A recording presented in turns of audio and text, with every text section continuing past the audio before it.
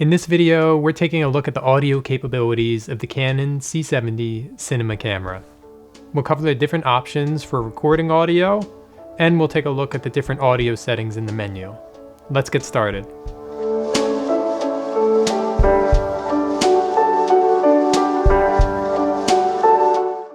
The C70 is capable of recording 4 channels in 24-bit audio internally, and 2 channels in 16-bit audio over HDMI. As part of purchasing this camera, Canon provides a microphone holder, which doubles as a carrying handle. You can secure external microphones with a diameter of 19mm to 20mm. All you have to do is loosen the microphone lock screw, place the microphone inside, and then retighten the lock screw. There's also a cable clamp on the back of the camera to help keep things tidy. Taking a look at the different inputs and outputs, there are 2 mini XLR inputs on the side of the camera body. In order to connect an XLR cable to the input terminal, you'll need an XLR to XLR mini cable adapter, which you can find for cheap on Amazon. There's also a 3.5mm mic input and a headphone out so you can monitor your audio. By default, channels 1 and 2 are assigned to the mini XLR inputs, and channels 3 and 4 are assigned to either the 3.5mm mic or the internal microphone. Something that's worth noting here is that channels 1 and 2 are dual mono channels, which means that they're completely separate, independent channels, whereas channels 3 and 4 are set up to be a stereo pair. So when you record using the 3.5mm mic or the internal microphone, both channels 3 and 4 will be used. On the back of the camera, you can access settings for mic channels 1 and 2. You can select between line, mic, or mic with phantom power. Line level is for high voltage signals where additional amplification isn't needed.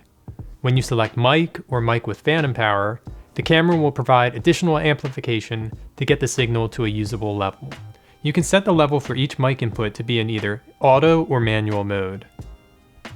When in manual mode, you can increase or decrease the gain by using this wheel. If you're someone with large fingers like me, you may find it a little challenging to use these wheels, as there isn't a ton of space to make adjustments. Another consideration here is that small movements to the gain wheel will make dramatic increases or decreases to your overall levels, so it does take a bit of a fine touch to get it dialed in properly. You can record multiple microphones at the same time, which is really useful if, for example, you were recording a 2-person interview and you wanted a dedicated shotgun mic for each person speaking. You can also set the levels independently of each other, so if you have one person talking quieter or louder, you can adjust for that on the camera. If you're only using one microphone, you can still record to different channels.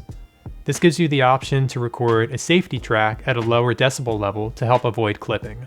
To do this, in the audio setup menu, change channel 2 input to input 1.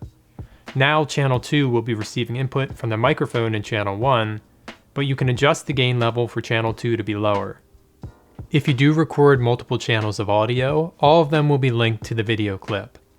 So when you open up your editing software and drag your video clip onto the timeline, all of the audio channels will be there and they'll correspond to the audio channels that you used on the camera. To monitor levels, press the audio status button on the back of the camera. From there, you'll be able to see which channels are active, and you can adjust your gain accordingly. You can quickly access additional audio settings by pressing the Set button on the camera. In the camera menu, you can change the channel 3 and 4 settings to be in manual level mode and can configure your gain. Now that we've covered some of the different ways that you can record audio into the camera, let's discuss some of the audio features that you can find in the camera menu. So the first one that we'd like to talk about is the limiter. A limiter is essentially a super fast compressor. When it's turned on, your camera will monitor your audio levels and then turn down the volume if you start approaching 0 dB. So if you're in a situation where you're not really sure what the dynamic range is going to be, this will help you avoid clipping your audio. There's also a built-in low-cut filter, which when activated, will remove low-frequency sounds. And there are 2 options here. Low cut 1 is to be used for recording dialogue. Low cut 2 is a more aggressive cut, and that's to be used for reducing the background sound of wind when recording outdoors in windy surroundings. It's nice to have this feature if you need it, but some low frequency sounds may be suppressed along with the sound of the wind.